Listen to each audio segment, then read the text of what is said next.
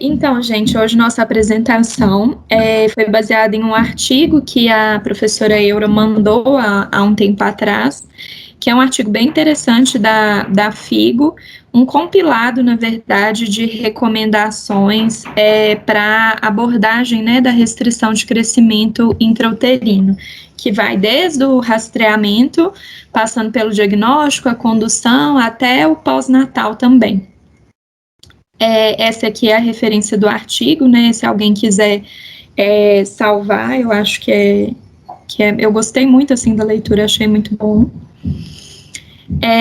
Então, né, qual que é o objetivo do artigo? Então, considerando que a restrição de crescimento intrauterino é uma das principais causas de decesso fetal no mundo inteiro, né, e também de mortalidade neonatal, morbidade neonatal, tanto a curto, mas também com impacto a longo prazo também, o objetivo é exatamente fornecer essas recomendações para o estabelecimento, né, de um protocolo de predição, prevenção, diagnóstico, investigação, monitoramento e indicação de interrupção em gestações com CIUR, visando a redução dessas complicações associadas.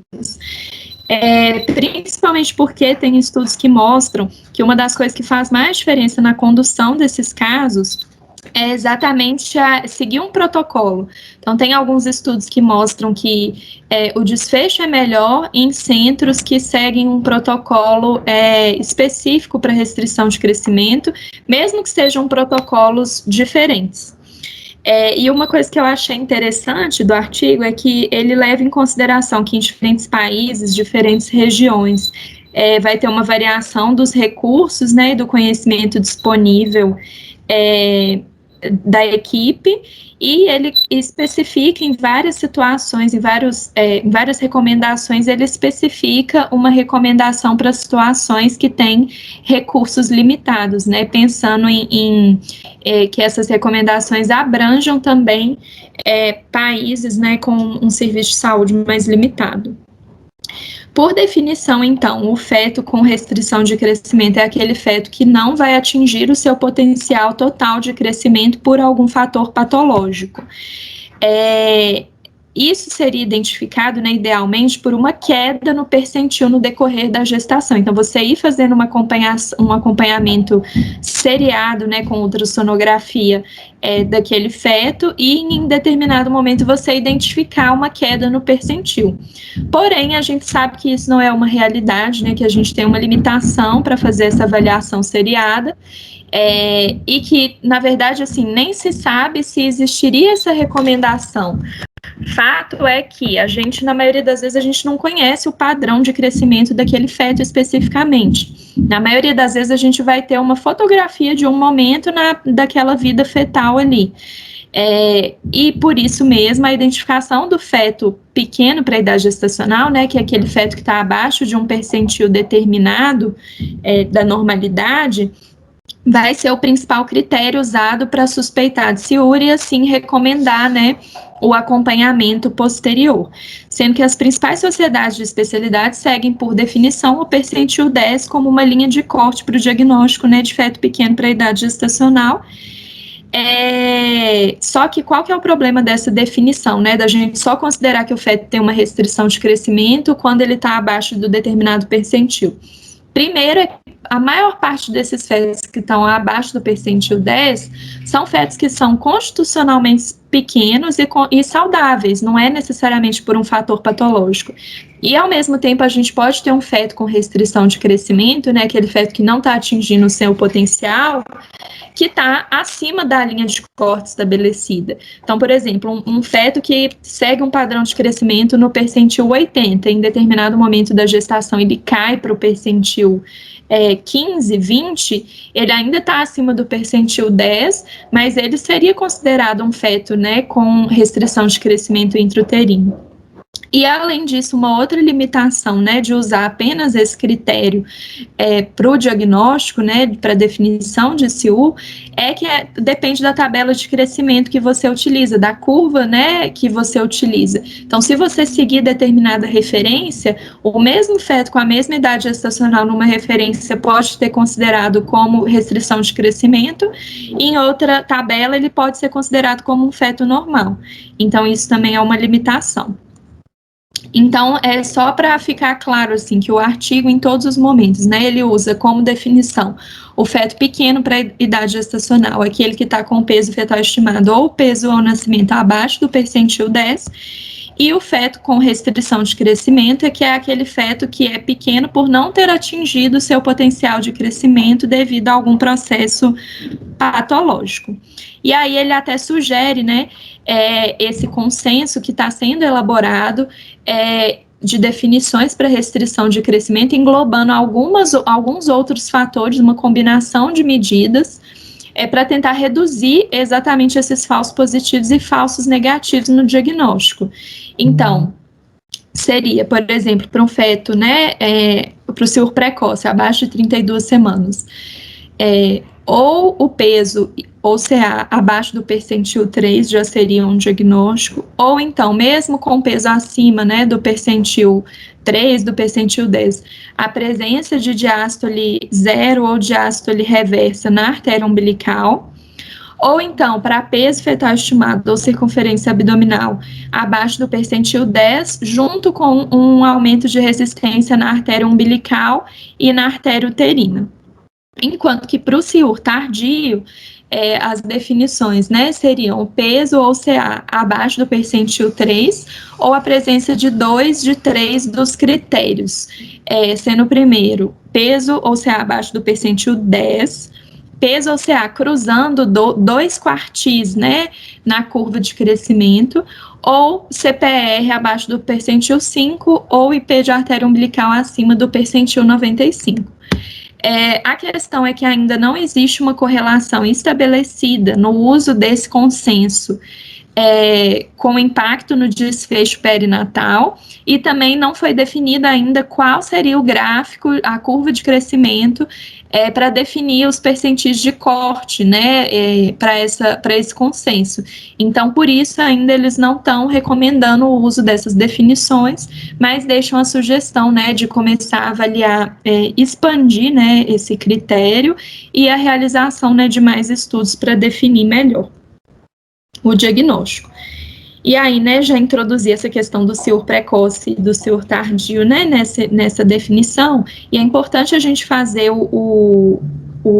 a distinção dessas duas doenças que são diferentes, tanto no fenótipo quanto na fisiopatologia, na história natural da evolução, né, da restrição de crescimento, na gravidade, nos achados que vão ser encontrados ao Doppler, assim como associação com doenças hipertensivas e com alterações placentárias. O CIUR precoce é aquele, né, que se instala abaixo de 32 semanas, ele tem uma prevalência de 0,5% a 1%.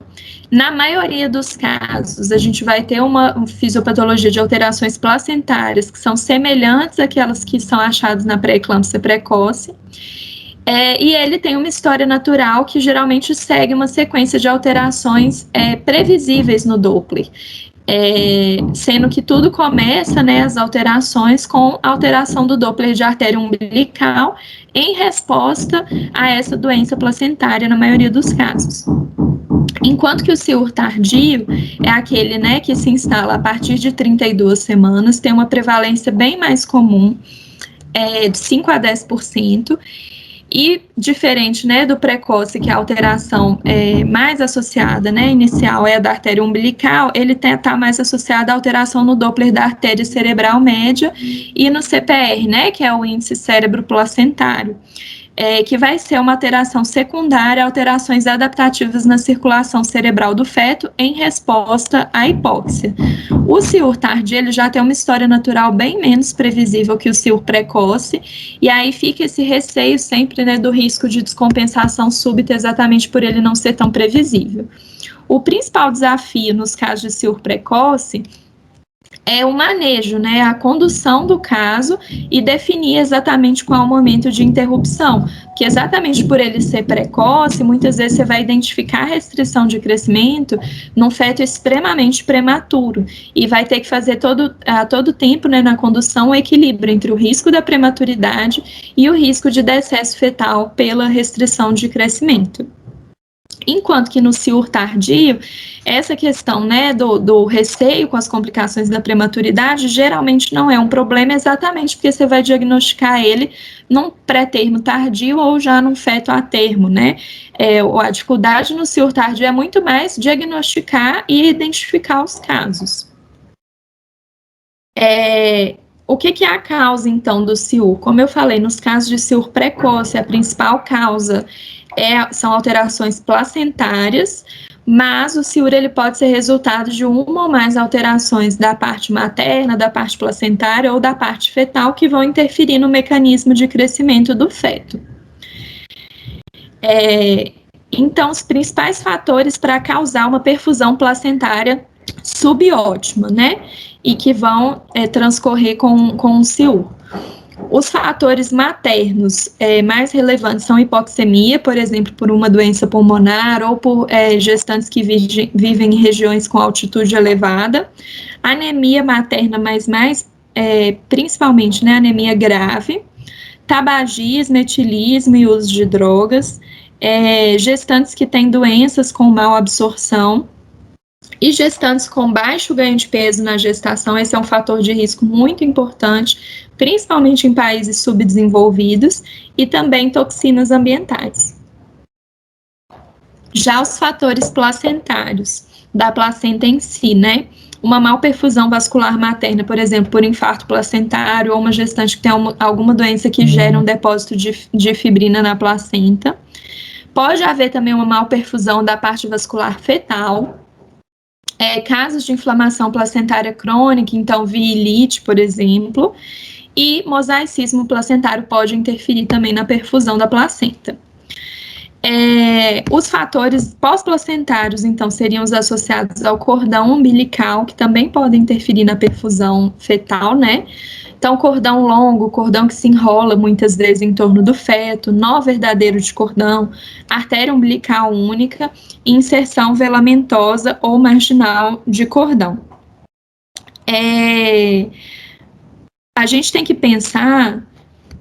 Cadê? Peraí, passou. Que também tem alterações fetais que podem causar restrição de crescimento. Então, sempre que a gente tem um diagnóstico, né, de CIUR, quando não se tem uma causa clara, né, placentária, que muitas vezes vai ser uma doença materna, uma hipertensão, uma pré-eclâmpsia, a gente tem que investigar também se não tem alguma alteração fetal que poderia ser a causa. Então, a primeira, né, as doenças cromossômicas, que correspondem a 5% dos casos de CIUR, mas também outros tipos de alterações genéticas, como microdeleções, duplicações, que são responsáveis de 1 a 6% dos casos de CIUR nos fetos com cariótipo normal. Algumas mutações isoladas e alterações epigenéticas também podem causar. Algumas malformações, né, alterações estruturais, principalmente cardiopatia, mas também gastrosquise e algumas outras.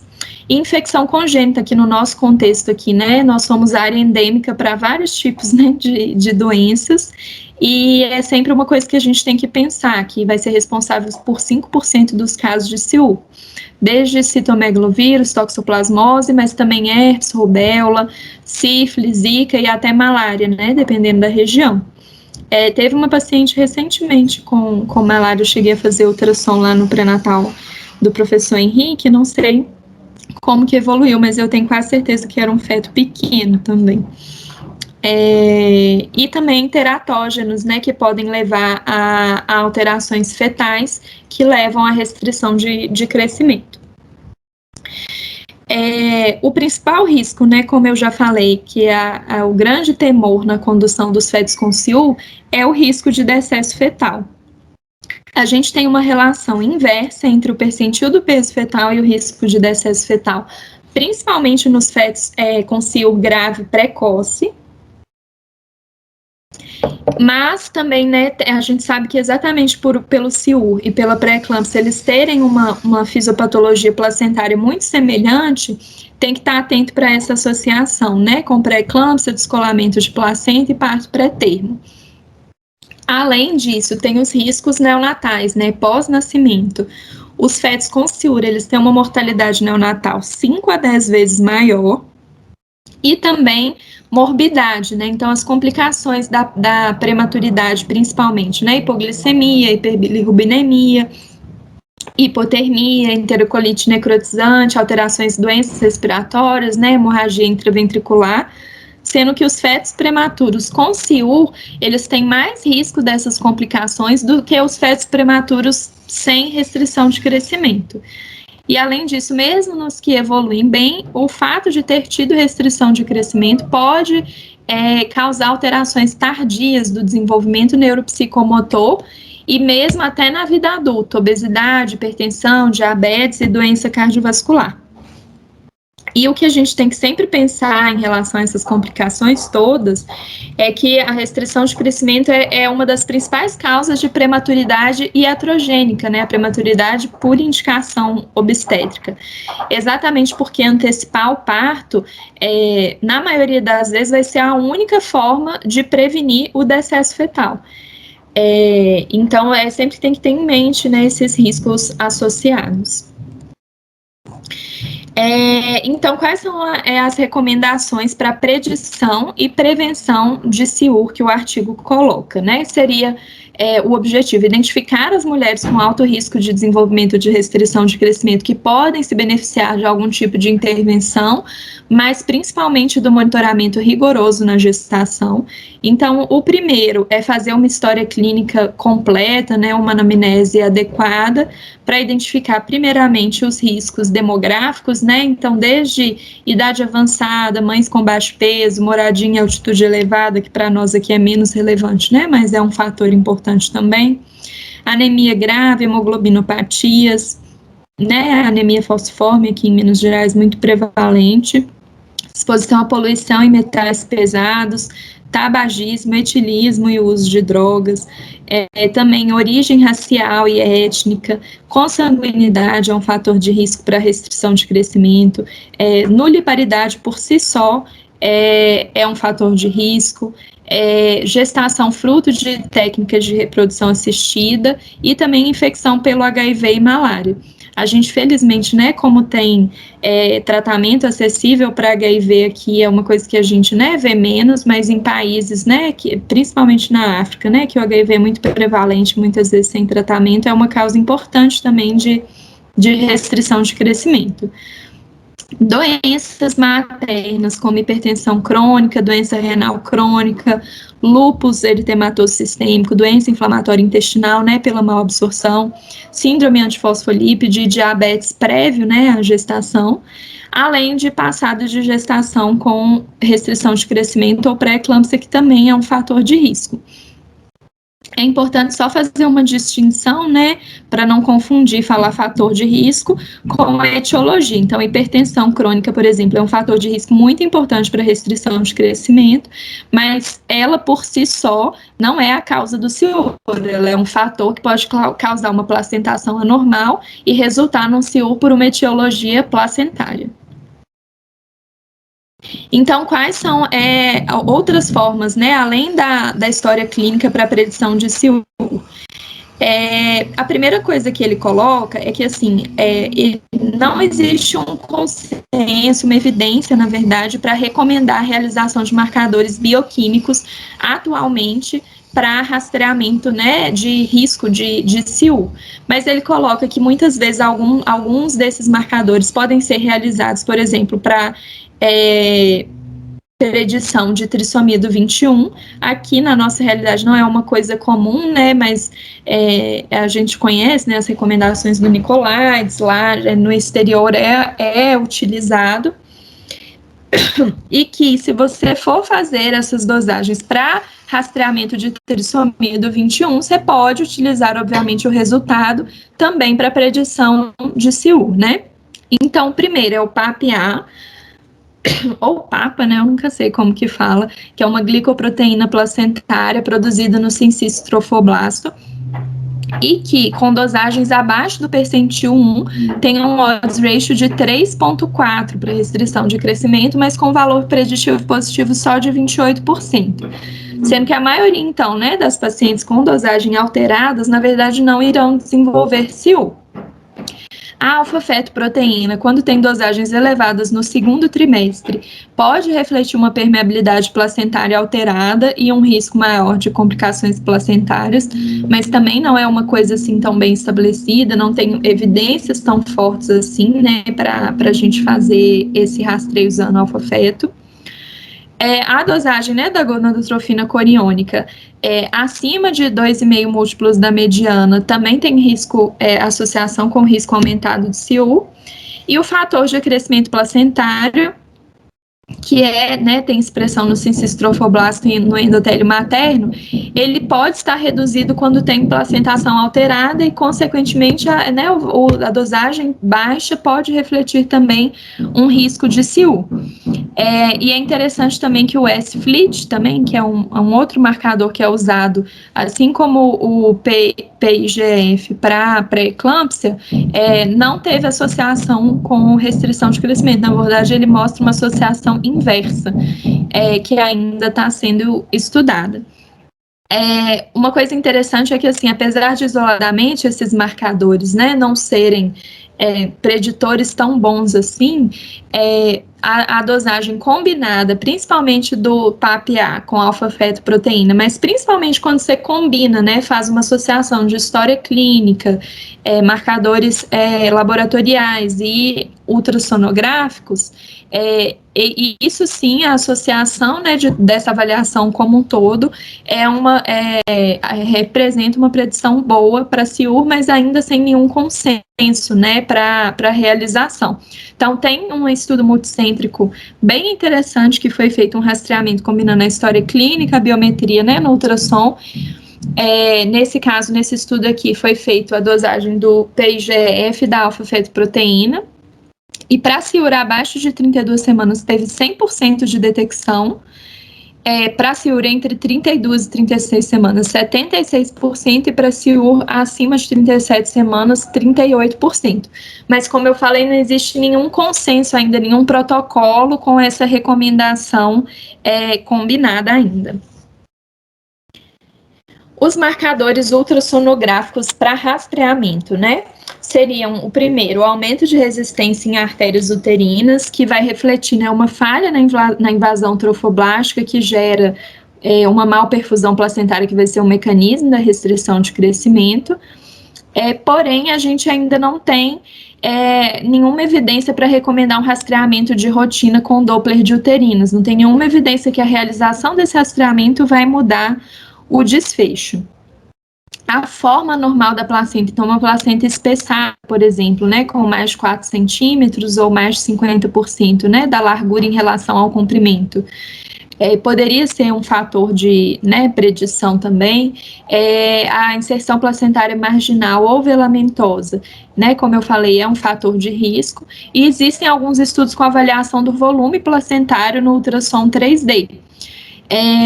Mas, enfim, tudo isso ainda está sendo estudado, principalmente na elaboração desses modelos de predição que envolvem vários marcadores, né, tanto clínicos, quanto laboratoriais, quanto ultrassonográficos.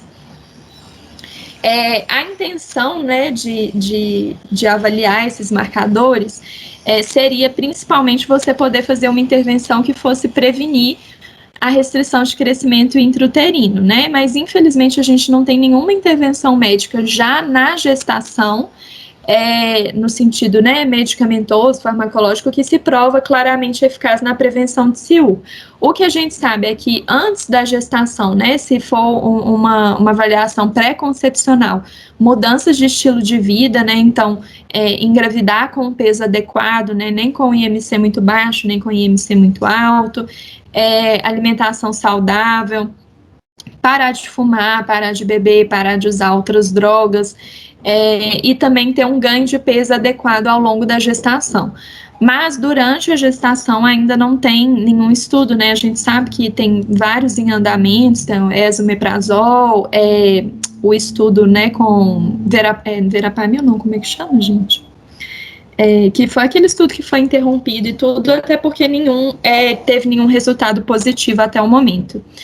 Em relação ao AS, o que o artigo coloca é que os estudos que foram feitos com a AS, eles focaram muito mais na prevenção da pré-eclâmpsia como desfecho primário e não na prevenção de CIUR como desfecho primário. O CIUR seria um desfecho, né, secundário, e apenas em mulheres de alto risco para pré-eclâmpsia, não considerando outros fatores de risco que são fatores, talvez, para restrição de crescimento, mas não para pré-eclâmpsia necessariamente. Então, que a gente não pode inferir que o AS ele serve para prevenção de CIU. O que o artigo coloca é que, considerando que a gente tem vários fatores de risco que se sobrepõem, né, nas duas doenças, e que o AS a gente já tem bem estabelecido que é uma medicação segura, que poderia sim ser indicado avaliar o uso, né, em mulheres com alto risco de CIU, mas sem um nível de evidência forte. E em relação à heparina, né, que também já foi estudada, ele reforça que não tem nenhuma evidência atualmente para você usar heparina para prevenção de CIU. Além disso, é claro, né, só voltando um pouquinho, em relação à questão do estilo de vida pré-gestacional, o controle das comorbidades também, né, controle do diabetes, controle da hipertensão, são muito relevantes, né, na prevenção do CIUR. A questão é que, infelizmente, a maioria das nossas pacientes não vai passar por esse aconselhamento pré-concepcional, né.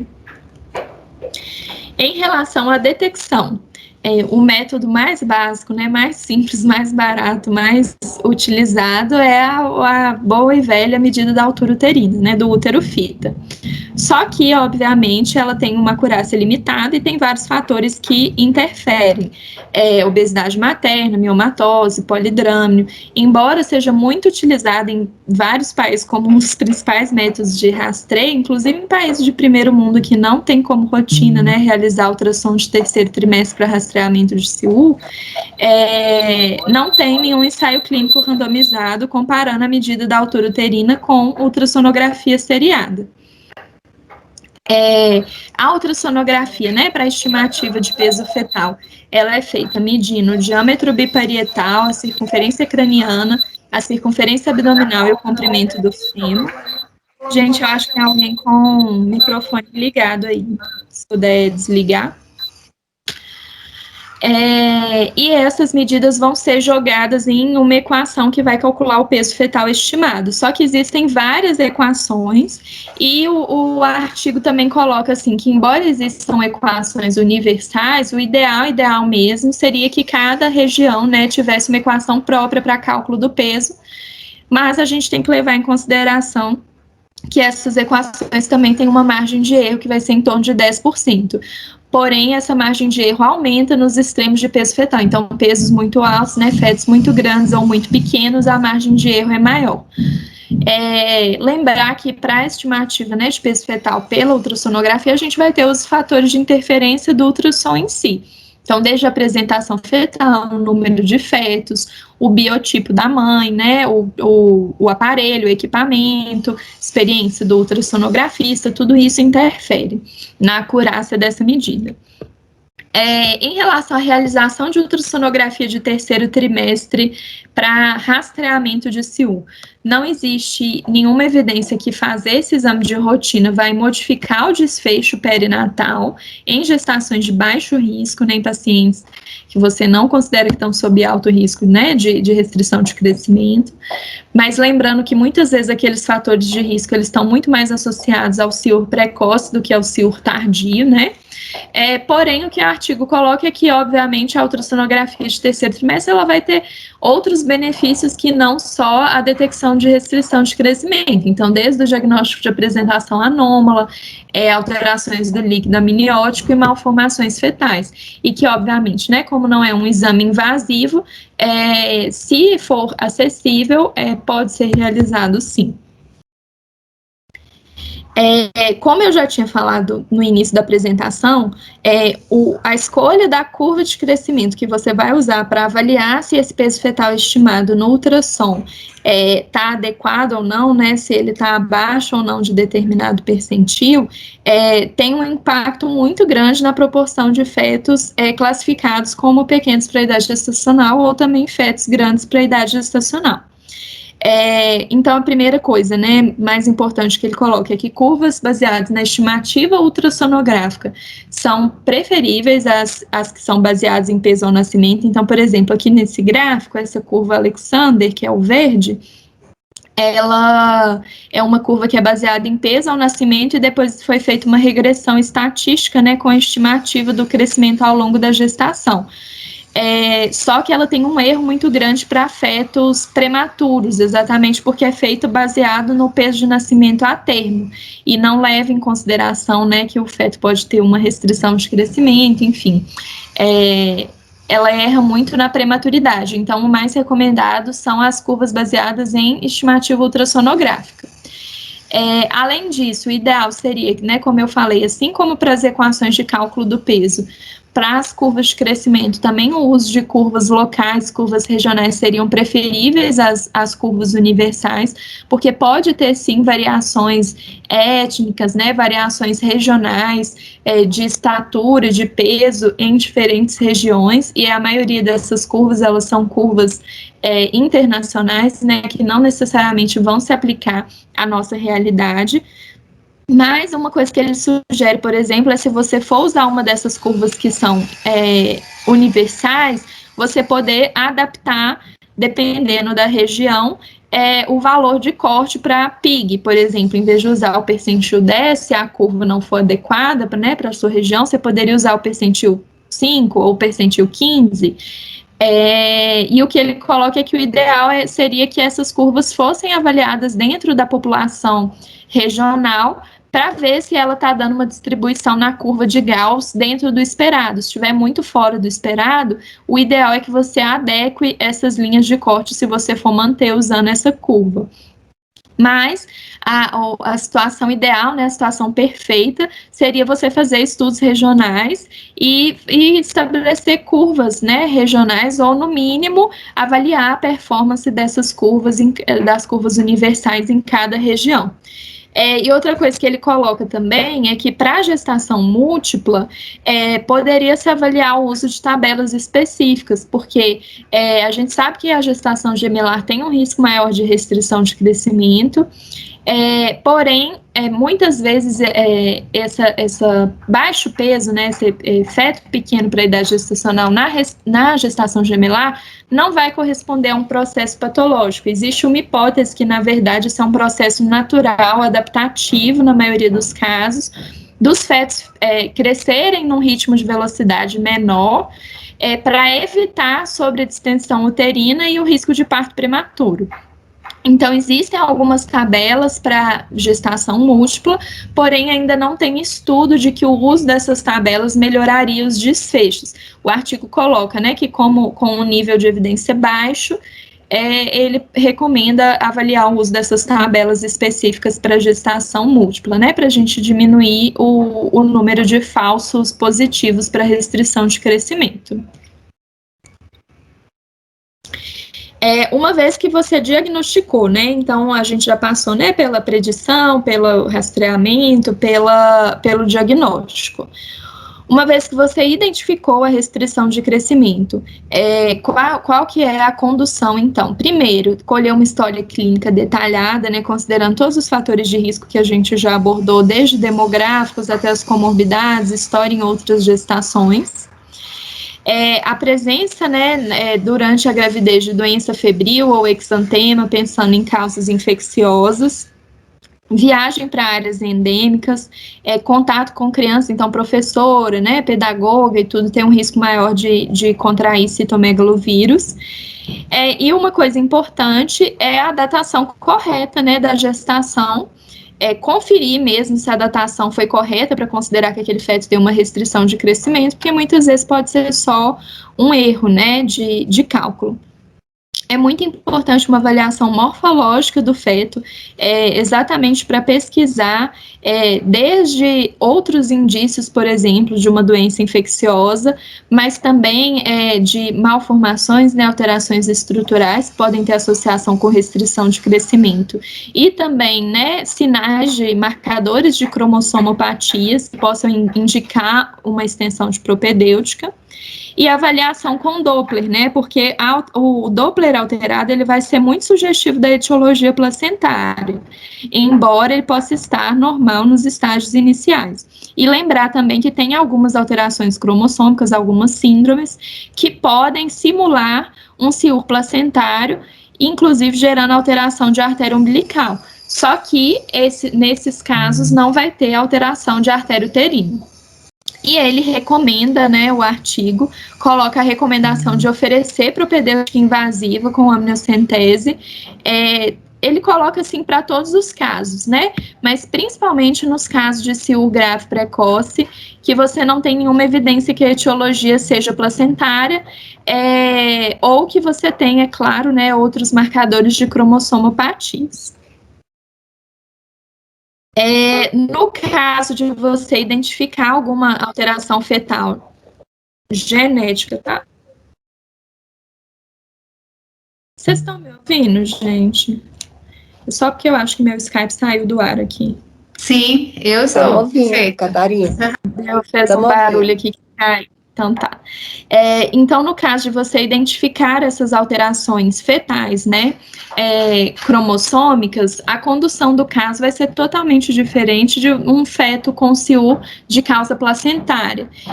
Assim como se a causa for infecciosa, se for uma sífilis, se for uma toxoplasmose, obviamente que você vai conduzir pensando naquela causa. Então, a condução do caso vai depender do diagnóstico específico ali daquele feto com CIU, do prognóstico, né, se tem uma cromossomopatia, obviamente que a condução vai ser diferente, da idade gestacional do diagnóstico, do desejo materno e das políticas locais. Ele coloca essa questão das políticas locais pensando, né, no direito à interrupção que vai ter em algumas regiões. No caso do CIU placentário, né, que vai ser o nosso foco aqui na condução, ela vai se basear na vigilância fetal e na determinação da idade gestacional para interrupção. Como que vamos fazer essa vigilância fetal, então? O mais básico é a contagem de movimentos fetais, que ele recomenda que seja orientada para todas as mães de fetos com restrição de crescimento. Então, tanto a percepção, né, da forma mais subjetiva, né, que a gente orienta, né, se está mexendo pelo menos aí de manhã, de tarde, de noite, mas ele coloca para orientar mesmo as mães a fazerem contagem de movimentos. Então, se perceber que o feto está com movimentação diferente, ficar deitado com atenção direcionada só para aquilo ali, prestando atenção na movimentação do feto, e considera ser reduzido se tiver menos de 10 movimentos em 2 horas. E aí, no caso, né, dela identificar essa alteração, ela procurar o atendimento. O monitoramento da frequência cardíaca fetal com cardiotocografia ou com cardiotocografia computadorizada, né, vai ser uma forma de avaliação de hipóxia. A cardiotocografia comum, né, que é que a gente tem acesso, ela vai avaliar a oxigenação fetal e o equilíbrio ácido-base no momento do exame só. Na verdade, a cardiotocografia computadorizada também, né? A questão é que ela não vai predizer a chance daquele feto ter uma deterioração. Ela é uma avaliação apenas daquele momento. E ele coloca empiricamente, sem evidência forte, a realização de cardio 2 vezes por semana nos fetos com CIU. A cardiotocografia não reativa, né, que é aquela sem acelerações transitórias, ela vai ser pouco específica para hipóxia, enquanto que a redução de variabilidade é um forte preditor de hipóxia no sistema nervoso central do feto. Nos casos de cardio não reativa, ele coloca que o ideal seria complementar com o perfil biofísico fetal para avaliar melhor, né, a vitalidade.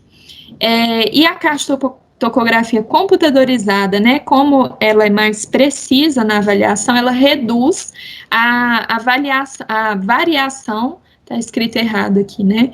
A variação interobservador.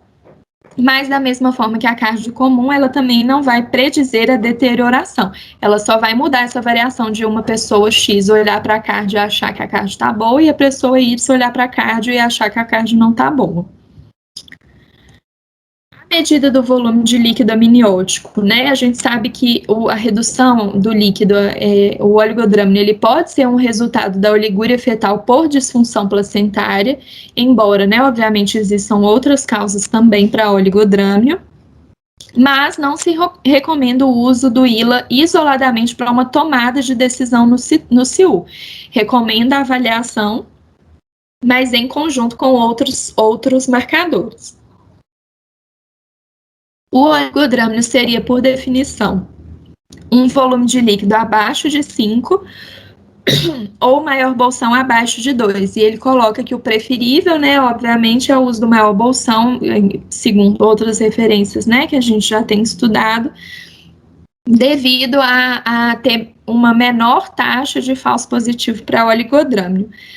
Embora, né, o oligodrâmino ele não seja indicado, né, como eu falei, para determinar uma conduta, a gente tem que lembrar que a presença do oligodrâmino ele tem associação com alterações do BCAF durante o trabalho de parto, com necessidade de cesariana de urgência, com Apgar menor de 5º minuto, mas não com acidose ao nascimento, né, com sofrimento fetal em si.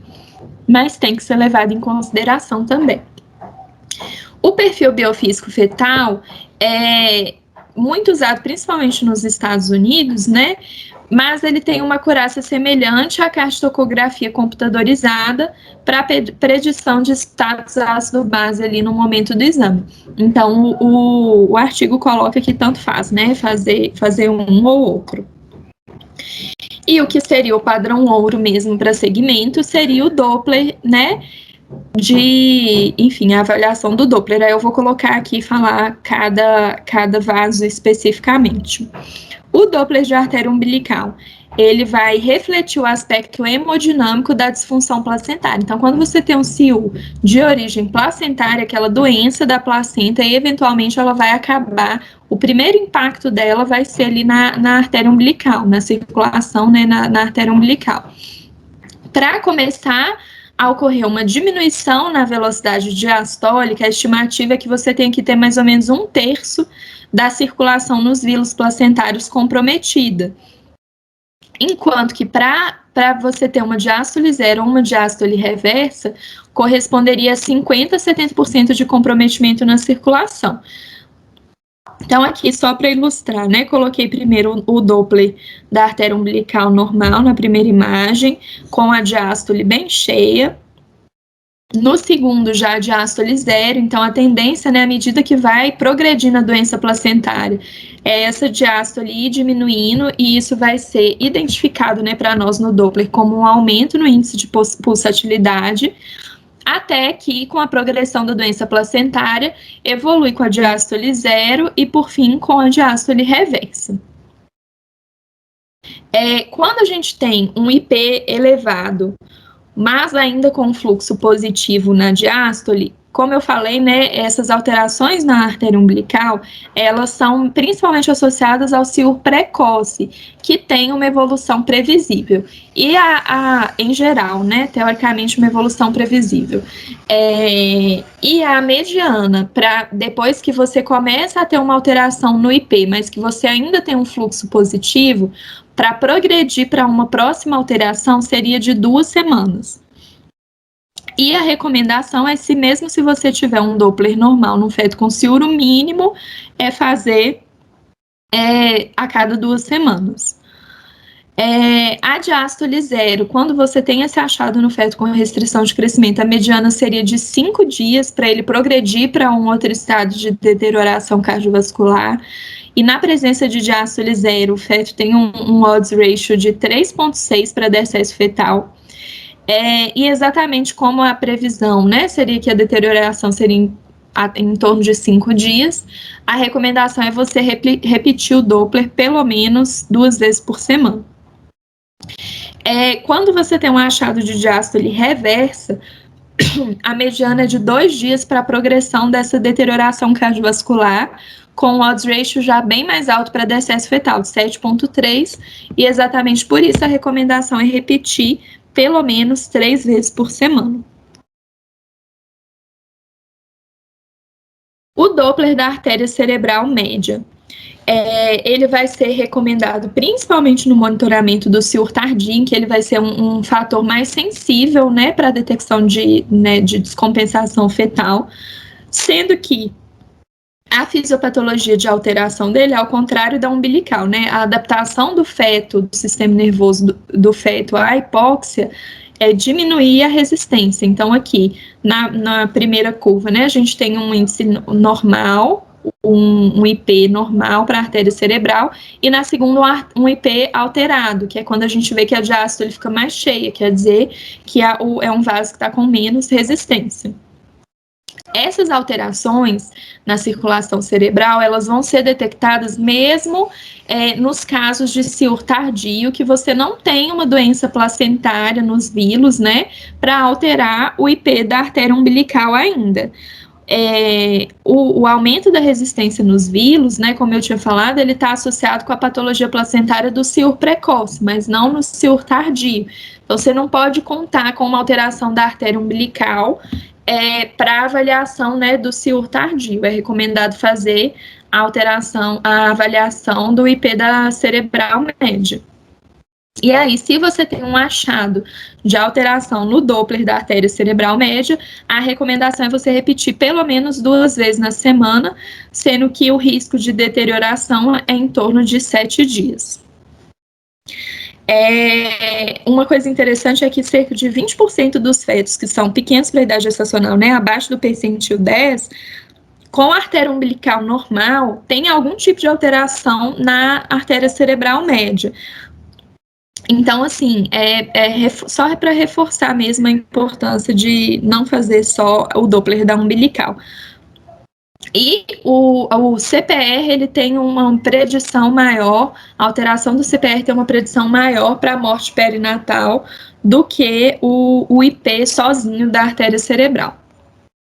O Doppler de ducto venoso, que classicamente, né, também é utilizado para avaliação de descompensação no ciúro, o artigo coloca que, pela dificuldade técnica e por questão de ainda não ter evidência tão forte assim que seria um padrão ouro para avaliar, a recomendação é de usar apenas em centros especializados que tenham experiência na condução de ciúro precoce. Então, não é para sair usando ducto venoso aí lá no interior de Minas Gerais para ficar fazendo segmento, né, de ciúro. Tem que ser um pouco mais agressivo, assim, né, digamos assim, nessa condução. O fluxo positivo, né, que é o normal do ducto venoso na sístole atrial, a tendência é ele ir diminuindo progressivamente à medida que a função placentária piora ou que a função cardíaca fetal vai piorando, que é o que a gente vê na figura aqui, né? Então, a tendência aqui da onda A é ir diminuindo até, em última instância, ela ficar reversa.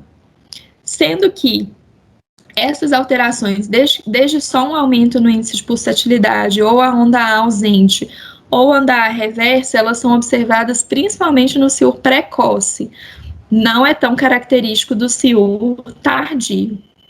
E as alterações do ducto venoso já tem um odds ratio bem maior também para a morte fetal, de 11,6.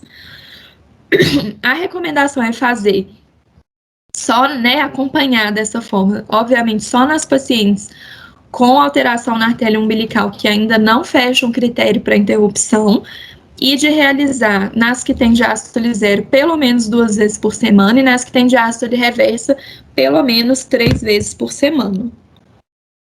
Quando tem uma alteração no IP do ducto venoso, a mediana para o feto continuar deteriorando são 2 dias, então o prazo é bem mais curto. E aí vai ficar sempre nessa tentativa de equilíbrio, né?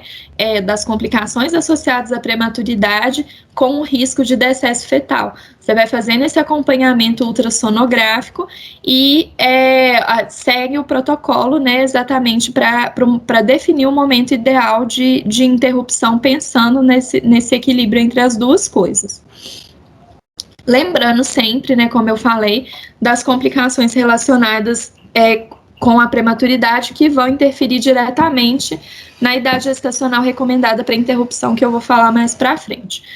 O feto entre 24 a 28 semanas, cada dia a mais que ele fica dentro do útero, reduz em torno de 2% a mortalidade neonatal e também tem uma redução importante da morbidade neonatal. Displasia bronquopulmonar, hemorragia intraventricular, enterocolite necrotizante, enquanto que o feto entre 28 e 30 semanas, cada dia a mais é um incremento de 0,7% na sobrevivência.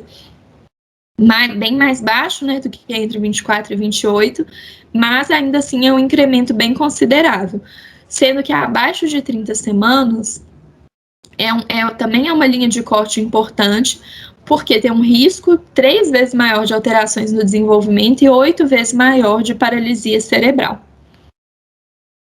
Então, aqui ele coloca um resumo das recomendações, né, para monitoramento e momento da interrupção.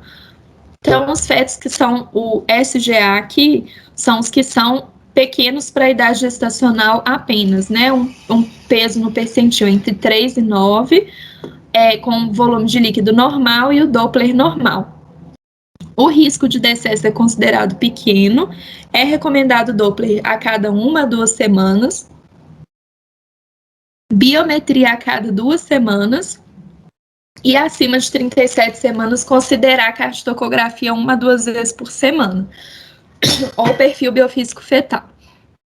E a interrupção ele coloca a recomendação entre 37 e 39 semanas, porque tem evidências que, principalmente acima de 38 semanas, nos fetos com restrição de crescimento, tem um índice maior de complicação, desde decesso fetal até desfechos perinatais. Nos casos de CIU, né, abaixo do percentil 3, mas ainda com Doppler e volume de líquido normal, a recomendação é fazer Doppler pelo menos uma vez na semana, ou até 2 vezes por semana, biometria a cada 2 semanas. Acima de 37 semanas, cardiotocografia pelo menos 1 a 2 vezes por semana, intercalando, né, com o Doppler. E o parto até no máximo 38 semanas, entre 36 e 38. Em ambos os casos, né, tanto o PIG quanto o CIU com Doppler normal, o parto pode ser por indução. No caso de CIU, com alterações leves do Doppler, ou apenas oligodrâmino sem alteração no Doppler, ou então a suspeita de pré-eclâmpsia concomitante, né, a doença materna é uma coisa que você tem que levar em consideração também.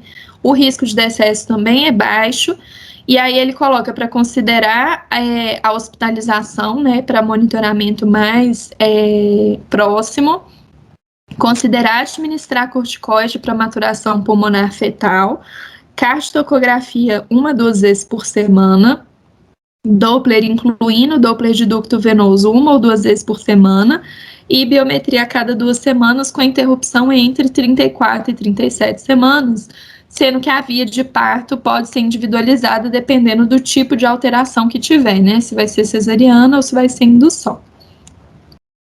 Nos casos de restrição de crescimento com artéria umbilical, com diástole zero ou diástole reversa, já tem um risco maior de decesso fetal, com diástole reversa, né? Aliás, diástole zero, como eu falei, o odds ratio de 3,6 e diástole reversa de 7,3. Sendo que, se você tem um protocolo de monitoramento mais intensivo, principalmente se a paciente estiver internada, esse risco de decesso fetal cai para 0 a 1% na diástole zero e 1 a 2% na diástole reversa. Então, né, como eu falei, a recomendação é a paciente ficar hospitalizada, administrar corticosteroide, né, para maturação pulmonar, cardiotocografia diária no mínimo ou até 2 vezes por dia, Doppler a cada 1 ou 2 dias, incluindo ducto venoso, e biometria a cada 2 semanas.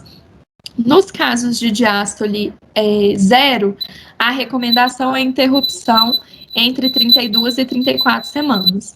E nos casos de diástole reversa, entre 30 e 32 semanas, nesses casos já recomenda a interrupção por via alta. Essa idade gestacional para interrupção, como que ela é definida? A partir do momento que você tem que é acima daquela idade gestacional, o risco, né, de morte fetal é maior dentro da barriga do que o percentual de mortalidade para um feto prematuro nascido com aquela idade gestacional. Nos casos de CIUR com alteração do ducto venoso, o risco de decesso fetal é de 20%, sendo que, se você tem a paciente hospitalizada com um protocolo intensivo, né, de monitoramento, esse risco de decesso cai, no caso de alteração, né, do IP do ducto venoso, para 2%, e no caso de onda ausente ou reversa, para 4%. Também, obviamente, recomendo fazer corticoide, cardiotocografia 2 vezes ao dia, Doppler diário, levando no máximo até 30 semanas com indicação de parto por via alta. Aqui é um resuminho basicamente das mesmas coisas que eu acabei de falar, é um esqueminha, né, mais prático, que também inclui a alteração do perfil biofísico fetal e na cardiotocografia computadorizada também como indicações, né, de interrupção. Lembrando, né, que algumas indicações são absolutas independente da idade gestacional.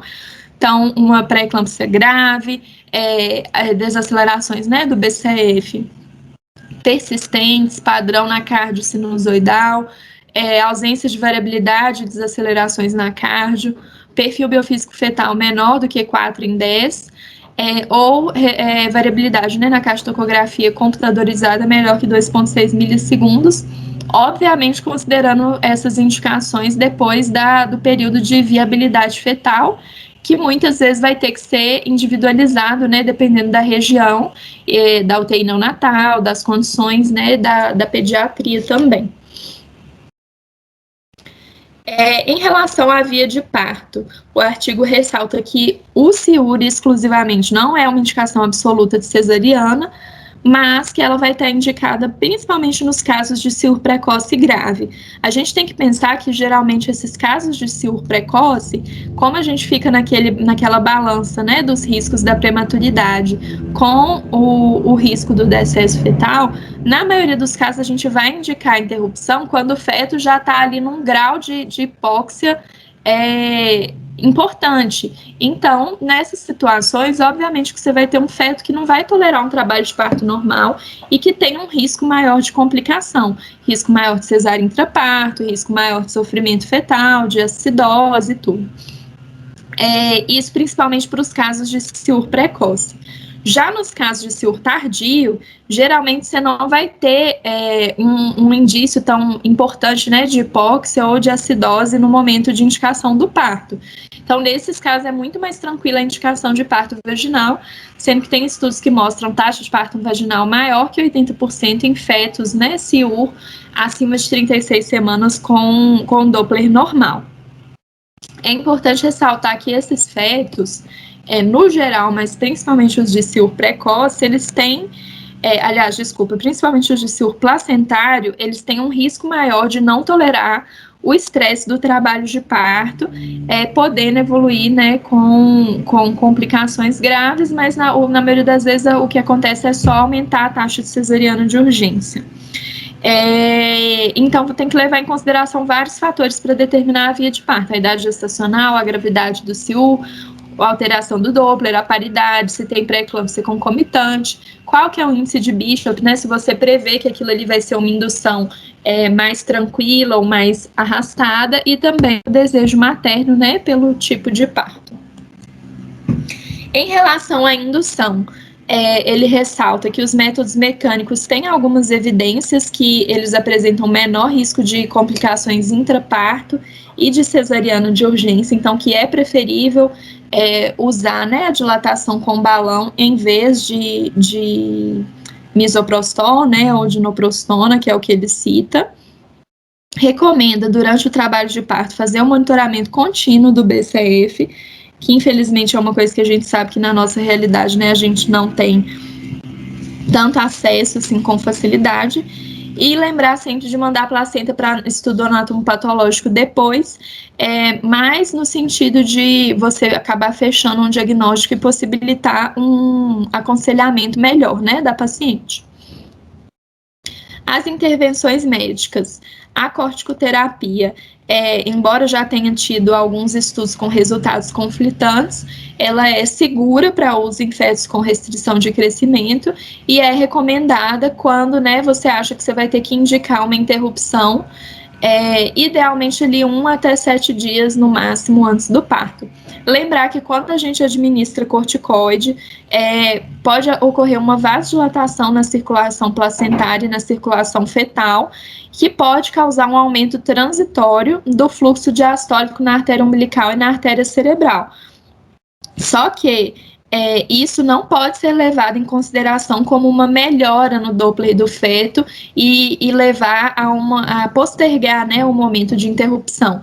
Na verdade, a questão é que se não houver essa mudança, né, no fluxo diastólico depois da administração do corticoide, só indica que o feto está mais grave ainda, porque o esperado é que tenha algum tipo de mudança mesmo, em alguns casos mais, em outros casos menos. O sulfato de magnésio, né, para neuroproteção fetal, é recomendada a administração conforme as mesmas indicações de uso das gestações sem restrição de crescimento, né, principalmente abaixo de 32 semanas. E ele ressalta que, infelizmente, ainda não existe nenhum tratamento eficaz para CIUR. Então, a condução é baseada na vigilância fetal e na indicação da interrupção no momento adequado. Embora existam vários estudos, né, que estão sendo, no momento, realizados, não tem evidência de que nada tenha benefício, né, na reversão do quadro de restrição de crescimento. Por fim, em relação ao aconselhamento pós-natal, é importante sempre falar com essas mães que a mãe tem um risco de doença cardiovascular no futuro, importante principalmente nos casos de CIUR precoce e de CIUR grave, e que também nesses casos de CIUR precoce e grave tem um maior risco de recorrência, mas você tem que individualizar nesse aconselhamento dependendo da causa. E o que eu já tinha falado antes, né, são os riscos relacionados ao feto também, né, o recém-nascido, né, ao longo do crescimento de desenvolver obesidade, síndrome metabólica, diabetes, doença hipertensiva, também existe uma associação.